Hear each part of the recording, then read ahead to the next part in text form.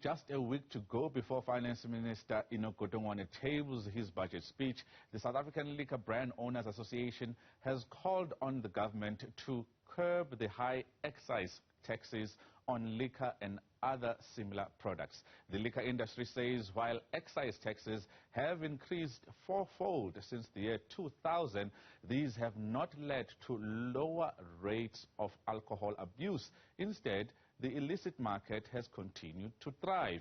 Joining us now is Kurt Moore, the CEO of the association. Kurt, thank you very much for joining us.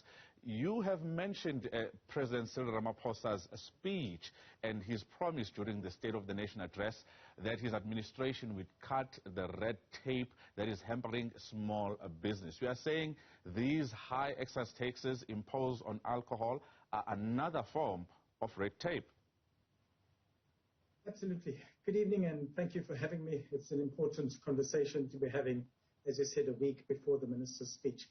Yeah, I think from an industry perspective, we estimate that there's about 100,000 licensed independent small and medium enterprises that operate within this sector that does experience excessive increases in excise tax as the red tape that the president referred to. And it's red tape specifically because they're competing unfairly against the illicit operators who are able to undercut them by as much as 43%. So that's what we're calling for. We're calling for government to moderate these tax increases because, as you rightfully said, they've quadrupled since 2000. But when you look at the per capita consumption stats that has been released by World Bank, that hasn't necessarily resulted in a drop in per capita consumption. So excessive excise taxes actually fuels the illicit trade rather than reduces per capita consumption. But Kurt, government has a duty to actually discourage alcohol abuse. What should be the other alternatives that the association is actually trying to come up with here, since there's no other alternative for government over the years to curb alcohol abuse? Yeah, as I mentioned, we think that excessive pricing does not lead to reduction in stats, and I've spoken to that earlier.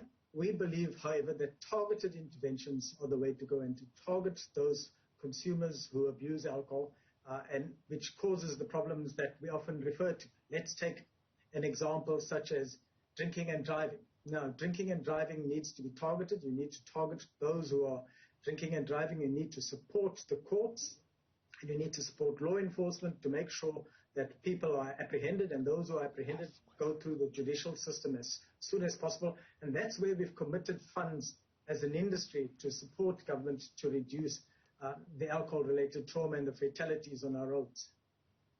Give us a picture of how the illicit market has grown in South Africa over the years. We know that COVID-19 exacerbated that particular increase. Yes, absolutely. We did an assessment in 2017 and then one in 2021. And what you'll find is between 2017 and 2021, there was a 10% growth. There was a 10% growth in the illicit trade. The fiscus has lost out. In 2017, the loss was about 6.4 billion. It is now up to 11.3 billion. What the illicit trade now constitutes is 22% of the overall alcohol market, which is about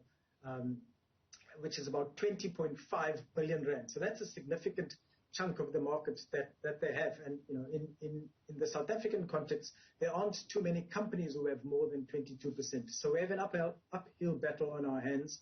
And industry, I believe, is the most efficient source to fight illicit trade.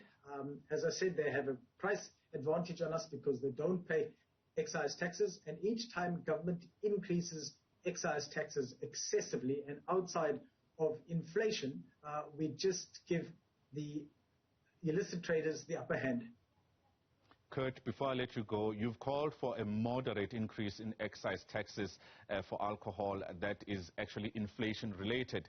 How would the 100,000 odd licensed alcohol traders benefit from this inflation-related increase? Yeah, well, I think for starters, if government sticks to its policy, it creates more certainty for the industry in terms of pricing, and the prices it pushes onto its retail partners. But yeah, as I said, if the excessive increases in excise make it difficult for the legal players to compete, it's even more so for SMMEs, and that's why we're saying this that these increases, if they were below inflation or inflation linked, it would help the SMMEs to compete with the illicit traders. Kurt Moore, the CEO of the South African Liquor Brandowners Association, taking the fight to the president, saying if you're going to cut red tape, start with the excise taxes or the sin taxes as we know it. As Kurt has said, it's an important one for that particular industry that was decimated by COVID-19.